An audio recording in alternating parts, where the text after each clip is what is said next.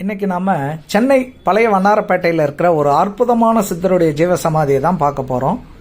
ரொம்ப சக்தி வாய்ந்த ஜீவசமாதி.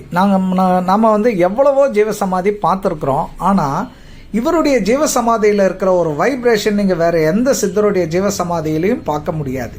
இதை நான் சொல்லலை, இங்கே வர்ற பக்தர்கள் சொல்கிறாங்க. அந்த அளவுக்கு தினமும் ஒரு 1000 to 2000 பேர் கண்டிப்பாக ஐயாவை தரிசனம் பண்ணிட்டு தான் போகிறாங்க. ரொம்ப சக்தி வாய்ந்த சித்தர். ஐயாவோட பேர் பார்த்தீங்கன்னா வேங்கட சுப்பானந்த சுவாமிகள். இவரை செல்லமா இந்த பகுதி மக்கள் செங்கல் சாமி, தாத்தா சாமி அப்படின்னு கூப்பிடுவாங்களாம். அஷ்டமா சித்தியில ஒன்னான லகிமா சித்தியை ரொம்ப கரைச்சி குடிச்சு வரான் ஐயா. இது என்னன்னா, உடலை லேசாக்கி தண்ணியில நடக்கலாம், தண்ணியில உக்காந்து தியானம் பண்ணலாம், கூடு விட்டு கூடு பாயலாம். இதை தான் மட்டும் கத்துக்கிட்டது இல்லாம தன்னுடைய சீடர்கள் எல்லாருக்குமே சொல்லி கொடுத்தாராம். ஐயா நந்தவனத்தில் இருக்கும்போது தினமும் 5 to 10 கிலோமீட்டர் நடப்பாராம்.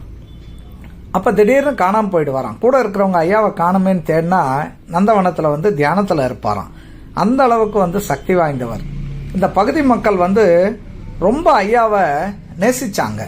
யார் வீட்டில் இருந்து சாப்பிட கூப்பிட்டாலுமே மறுக்காம எல்லார் வீட்லேயும் போயிட்டு ஒரே நேரத்தில் தன் அஷ்டமா சித்தி மூலமா எல்லாரையுமே சந்தோஷப்படுத்துவாராம். அவ்வளோ சக்தி வாய்ந்தவர் ஐயா. பௌர்ணமி மற்றும் அமாவாசை நாட்கள் ரொம்ப சிறப்பான நாட்கள். கால் வைக்க கூட இடம் இருக்காது, அவ்வளோ கூட்டம் வரும். ஐயாவை வேண்டிக்கிட்டு போனீங்கன்னா நினைச்ச காரியம் நடக்கும் அப்படின்றது இங்கே வர்ற பக்தர்கள் கூட்டத்தை வச்சே நம்ம சொல்லலாம். கண்டிப்பாக வாய்ப்பு கிடைச்சா போய் பாருங்க. ரொம்ப சக்தி வாய்ந்த சித்தர். இது நம்ம ஓம் சாய்ராம் சேனல். சப்ஸ்கிரைப் பண்ணலன்னா சப்ஸ்கிரைப் பண்ணிடுங்க.